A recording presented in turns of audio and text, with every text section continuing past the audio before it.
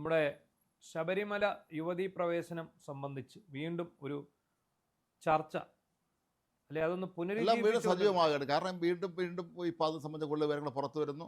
ഇനി പ്രശാന്ത് ഉൾപ്പെടെയുള്ളവർ വീണ്ടും അകത്ത് പോകേണ്ട, അല്ല വീണ്ടും അല്ല പ്രശാന്തും മറ്റ് ബോർഡ് അംഗങ്ങളും ഒക്കെ തന്നെ ഒരുപക്ഷെ അകത്താകേണ്ട അവസ്ഥയിലേക്ക് എത്തിയിരിക്കുന്നു. തന്ത്രി വീണ്ടും ഈ കേസ് പ്രതിയാവാൻ പോകുന്നു എന്ന് പറയപ്പെടുന്നു. അങ്ങനെ നോക്കുമ്പോൾ വീണ്ടും സജീവ ചർച്ചാ വിഷയമാവുക അതെ. തന്നെയാണ് അപ്പോൾ ഈ ശബരിമല. 2014 യുവതീ പ്രവേശന കാലത്ത് ആ ഉം. യുവതീ പ്രവേശനം നടപ്പാക്കിയത് ഒരു SP ആണ് എന്നുള്ള വെളിപ്പെടുത്തലുമായിട്ട് ഒരു മുൻ പോലീസ് ഉദ്യോഗസ്ഥൻ ഒരു ഫേസ്ബുക്ക് പോസ്റ്റ് ഇട്ടിട്ട് അത് തീർച്ചയായിട്ടും ചർച്ച ചെയ്യേണ്ടതാണെന്ന് തോന്നി. യാദൃച്ഛികമായിട്ട് നമ്മുടെ കണ്ണിൽ ഇങ്ങനെ ഉടക്കിയതാണ്. PB പ്രശോഭ് എന്ന് പറയുന്ന ആൾ. അദ്ദേഹം എൻ്റെ അറിവിൽ അദ്ദേഹം സീനിയർ മോസ്റ്റ് DYSP ആയിട്ട് റിട്ടയർ ചെയ്ത ആളാണ്. എനിക്ക് തോന്നുന്നു SP ഗ്രേഡ് ഉണ്ടായിരുന്നു. ഉം. SP വരെ അദ്ദേഹത്തിന് ഈ IPS അവകാശപ്പെട്ട ഒരാളാണ്. എന്ന് പറഞ്ഞാൽ കൺഫേർഡ് ഉറപ്പായിട്ടും IPS കൺഫേർഡ് IPS കിട്ടി ഒരു DIG ലെവലിൽ റിട്ടയർ ചെയ്യേണ്ടിയിരുന്ന ഒരാളാണ്. അദ്ദേഹത്തിന് പിണറായി സർക്കാരിൽ നിന്നും മറ്റും നേരിടേണ്ടി വന്നിട്ടുള്ള വലിയ അവഗണന ഉണ്ടായിട്ടുണ്ട്. അപ്പോൾ അദ്ദേഹത്തിൻ്റെ ഒരു ഫേസ്ബുക്ക് പോസ്റ്റിൽ പറയുന്നത് ഒരു SP, അതായത് കോട്ടയം SP, അന്നത്തെ കോട്ടയം SP എന്ന് പറയുന്നത് ഹരിശങ്കറാണ്. ശരി, അയാളുടെ യൂണിഫോം എടുത്ത് കൊടുത്തിട്ടാണ് ഈ സ്ത്രീകളെ, 2 യുവതികളെ യൂണിഫോം ഊരി അത് കൊടുത്തിട്ടാണ് ഈ സ്ത്രീകളെ കൊണ്ടുവന്നതാണ് ശബരിമലയിൽ കൊണ്ടുവന്നത് എന്നാണ് പറയുന്നത്. അപ്പോൾ അതിന് കിട്ടിയ പ്രതിഫലമാണ് അയാളുടെ ഫാദർ ജയിലിൽ പോയത്. അതായത് ഹരിശങ്കറിൻ്റെ അച്ഛനായിട്ടുള്ള ശങ്കർദാസ് ജയിൽ ശിക്ഷ 90 ദിവസം ജയിലിൽ കിടന്ന് അനുഭവിക്കേണ്ടി വന്നത് ഇതുകൊണ്ടാണ്, അയ്യപ്പൻ്റെ കോപമാണ് എന്ന് പറഞ്ഞിട്ട്. അതുപോലെ ഹരിശങ്കർ ആയിരുന്നു ഇവരൊരു 3 പേരായിരുന്നു. ഹരിശങ്കർ, MR അജിത് കുമാർ, P ശശി, ഈ 3 പേർ ചേർന്ന ഈ 3 പേരും കൂടെ ചേർന്നിട്ടാണ് ഇത് നടപ്പാക്കിയത് എന്നുള്ള ധ്വനികളാണ് സീനിയർ ADGP ഒക്കെ ഒഴിവാക്കി എന്നുള്ള സൂചനയും ഉണ്ട്. അതായത് കഴിഞ്ഞ ദിവസം സുപ്രീം കോടതി വിധി നടപ്പിലാക്കിയ രീതി ലജ്ജാകരം എന്ന പേരിലാണ് അദ്ദേഹം ഈ ഫേസ്ബുക്ക് പോസ്റ്റ് എഴുതിയിരിക്കുന്നത്. അപ്പോൾ ഈ ഫേസ്ബുക്ക് പോസ്റ്റ് എഴുതുന്ന വളരെ രൂക്ഷമായ ഒരു വിമർശനമാണ് അദ്ദേഹം ഉന്നയിച്ചിരിക്കുന്നത്. അതായത് കോയമ്പത്തൂരിലോ മറ്റാണല്ലേ ഈ സ്ത്രീകളെ, അതെ, കേരള പോലീസിനെ ഇത്രയും നാണം കെട്ട അവസ്ഥയിലേക്ക് തള്ളിവിട്ട സാഹചര്യം ചരിത്രത്തിൽ ഉണ്ടായിട്ടില്ല. നമ്മുടെ പഴയ മുഖ്യമന്ത്രിയുടെ ഏറ്റവും അടുത്ത വ്യക്തിയാണ് എന്ന് അഭിനയിച്ച് മുഖ്യമന്ത്രിയെ വിഡ്ഢിയാക്കിക്കൊണ്ട് സുപ്രീം കോടതി വിധി മനഃപൂർവ്വം തെറ്റായി വ്യാഖ്യാനിച്ച് യുവതികളെ പോലീസ് യൂണിഫോമിൽ വേഷം കെട്ടിച്ചും ചാക്കിൽ പൊതിഞ്ഞും ശബരിമല സന്നിധാനത്ത് എത്തിച്ച് ശ്രീകോവിലിൽ കടത്താൻ അന്നത്തെ മുതിർന്ന ചില പോലീസ് ഉദ്യോഗസ്ഥർ ചെയ്തത് എന്തിനു വേണ്ടിയാണ് എന്ന് കണ്ടെത്താൻ കേരള സമൂഹം ഇതുവരെ ശ്രമിച്ചിട്ടില്ല.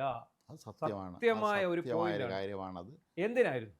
മാത്രമല്ല അതിൻ്റെ അണിയറ കഥകൾ ഇനിയും പുറത്ത് വന്നിട്ടില്ല. ഒരു പക്ഷേ പത്മകുമാർ ആത്മകഥ എഴുതാൻ പോകുമ്പോൾ വരാൻ പോകുന്നത് അതാണ് നമുക്ക് അറിയേണ്ടത്. ഇന്ന് വരെ ആരും ചോദിക്കാത്ത ഒരു ചോദ്യമാണ്.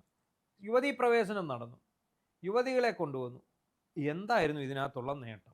ഇവർക്ക് എന്തുകൊണ്ട് ഈ വന്ന സ്ത്രീക്ക് എന്തെങ്കിലും നേട്ടങ്ങളുണ്ടായോ? വേറെ ഭൗതികമായ നേട്ടങ്ങളുണ്ടോ? ഉണ്ടായില്ല. അവർ സമൂഹത്തിൽ ഒറ്റപ്പെട്ടു പോയി. അവരെ എവിടെ കണ്ടാലും ആക്രമിക്കപ്പെടുന്ന രീതിയിലേക്ക് കാര്യങ്ങൾ പോയി. അതെ.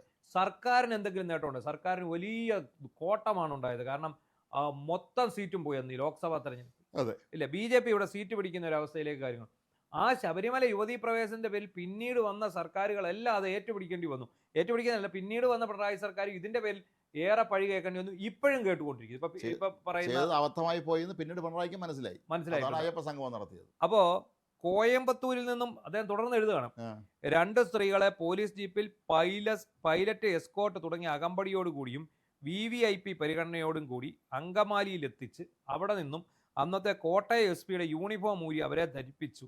അങ്കമാലി പോലീസ് ജീപ്പിൽ നിന്ന് പമ്പയിലെത്തിച്ച് 100 കണക്കിന് പോലീസുകാരെയും ശബരിമല ചാർജിലുണ്ടായിരുന്ന ADGPയെയും പൊട്ടന്മാരാക്കി ശബരിമല ശ്രീകോവിലെത്തിച്ച സമർത്ഥനായ IPS ഉദ്യോഗസ്ഥൻ ആരാണ്? ചോദ്യമാണ്, സൂചനയാണ്. അന്നത്തെ കോട്ടയം SP ഹരിശങ്കർ.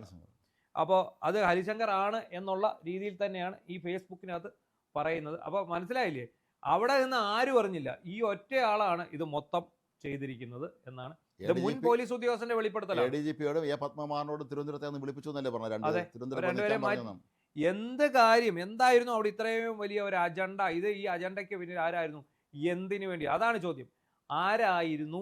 എന്തിനു വേണ്ടിയായിരുന്നു? അപ്പോൾ ഇത് എക്സിക്യൂട്ട് ചെയ്ത ഉദ്യോഗസ്ഥനെ കുറിച്ചാണ് പറയുന്നത്.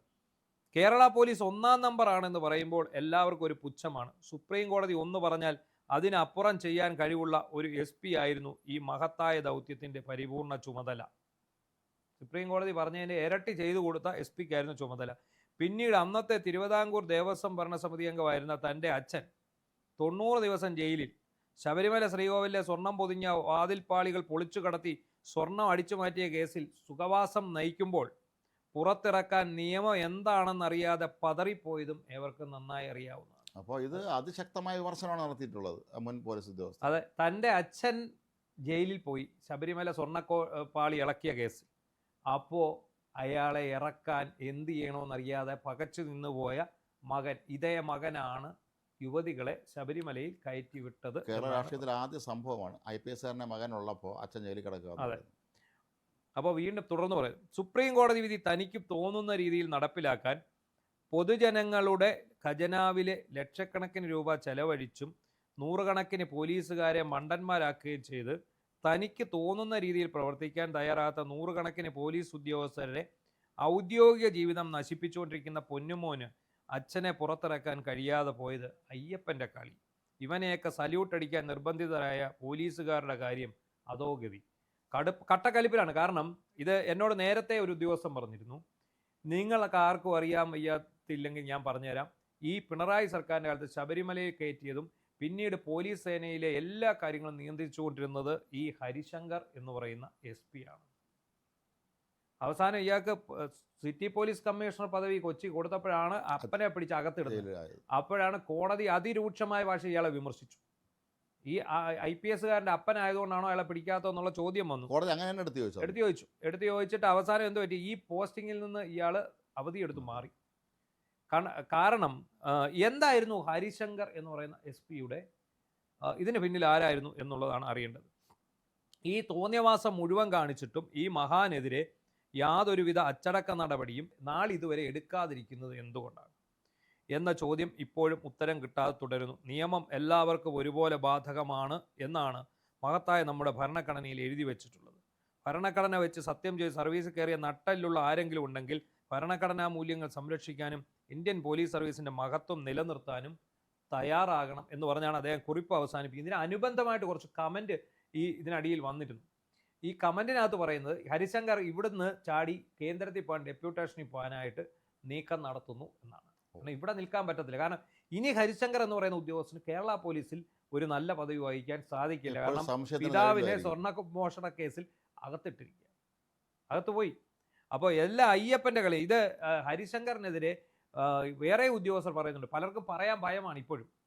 അങ്ങനെയാണത്, ഇങ്ങനെ ചെയ്യുന്നവരെ പോലെ ഭയമാണ്. MR P ശശിയൊക്കെ പോലെ. അതെ, ഇയാള് അപ്പൊ ഇതിനകത്ത് ഇവർ പറയുന്നത് ഇവർ 3 പേരും MR അജിത്തും ഹരിശങ്കറും P ശശിയും ചേർന്ന് ആണ് ഇത്രയും കാര്യങ്ങൾ നടപ്പിലാക്കിയത്. ഇത് ഈ ശബരിമല കേസിൽ ശശിക്ക് റോളില്ല, കാരണം ശശി എന്ന പൊളിറ്റിക്കൽ സെക്രട്ടറി അല്ല. പിന്നീടത്തെ ഈ കഴിഞ്ഞ 2ാം പിണറായി സർക്കാരിന്റെ കാലത്ത് നടത്തിയ കൊള്ളരുതായികൾ മുഴുവൻ ഇവർ 3 ചേർന്ന് ചെയ്തു, ശശിയുടെ നേതൃത്വത്തിൽ ചെയ്തു എന്നാണ് പറയുന്നത്. 1ാം പിണറായി മന്ത്രിസഭയിൽ അത്യാവശ്യം അന്തസ്സുള്ള മന്ത്രിമാരുണ്ടായിരുന്നുകൊണ്ട് ശശിക്ക് അന്ന് എടുക്കാൻ പറ്റില്ല. 2ാം മന്ത്രിസഭ അങ്ങനെ അല്ലാതിരുന്നതുകൊണ്ട് തന്നെ ശശിയുടെ ഒരു കുറവോടെ ഉണ്ടായിരുന്നുള്ളൂ. അതും കൂടെ ഫുള്ളായി മാറി. എന്താണെങ്കിലും ഈ ഹരിശങ്കർ എന്ന് പറയുന്ന SP-ക്കെതിരെയാണ് ഈ പ്രക്ഷോഭം എന്ന് പറയുന്ന പഴയ പോലീസ് ഉദ്യോഗസ്ഥൻ. ഇതുപോലെ തന്നെ വേറൊരു ഉദ്യോഗസ്ഥനും കൃത്യമായിട്ടിരുന്ന് ഓരോ ഉദ്യോഗസ്ഥർക്കെതിരെയും കേരള പോലീസ് നടക്കുന്ന അഴിമതികൾക്കെതിരെയും എല്ലാം തുറന്നു കാണിക്കുന്നുണ്ട്. നന്ദനൻ പിള്ള എന്ന് പറഞ്ഞ് പഴയൊരു SP ഉണ്ട്. അദ്ദേഹവും ഇതുപോലെ സമൂഹ മാധ്യമങ്ങളിലൂടെ കൃത്യമായിട്ട് ഈ കാര്യങ്ങൾ എഴുതുന്നയാളാണ്. ഇതിനടിയിലെല്ലാം റിട്ടയർ ചെയ്ത പോലീസ് ഉദ്യോഗസ്ഥർ വന്ന് ചെയ്യുന്നുണ്ട്. ഈ ഹരിശങ്കറൊക്കെ ചേർന്ന് ജീവിതം നശിപ്പിച്ച ഒരുപാട് ഉദ്യോഗസ്ഥർ കേരള പോലീസിൽ നിലനിൽക്കുന്നുണ്ടെന്നാണ് ഇതിൽ പറയുന്നത്. ഇവർക്കാർക്കും ഇപ്പോഴും നല്ല പോസ്റ്റിലേക്ക്. അതാണ് കൃത്യമായിട്ട് ഇത് ഈ സംഭവമാണ്. ശരിക്കും അതൊരു പുനരന്വേഷണം നടത്തണമാണ് UDF സർക്കാർ. എന്തിന് ആര് കൊണ്ടുവന്നു എന്നുള്ളത്, ഇതിന്റെ പിന്നിലുള്ള മൊത്തം ഡീലും എന്തായിരുന്നു എന്നുള്ളത് കൃത്യമായ വിവരങ്ങൾ കോടതി വിധി നടപ്പാക്കാൻ വേണ്ടിയാണ് ചെയ്തത്. ഓക്കെ, അത് നമുക്ക് അനുവദിക്കാം. പക്ഷെ അതിന്റെ പേരിൽ രാജ്യത്തെ ക്രമസമാധാനം തകർന്നില്ലേ? കൊണ്ടുവന്ന വിശ്വാസികളായ സ്ത്രീകളായിരുന്നില്ല, അവിശ്വാസികളായ സ്ത്രീകളെയാണ് കൊണ്ടുവന്നത്. ശരിക്കും കലാപമാണ് നടത്തിയത്. ആ കലാപം നടത്തിയതിന് ഇവർക്കെതിരെയൊക്കെ കേസെടുത്ത് അന്വേഷിക്കുകയാണ് സത്യത്തിൽ ചെയ്യേണ്ടത്, എത്ര വലിയ പോലീസ് ഉന്നതനാണെങ്കിൽ.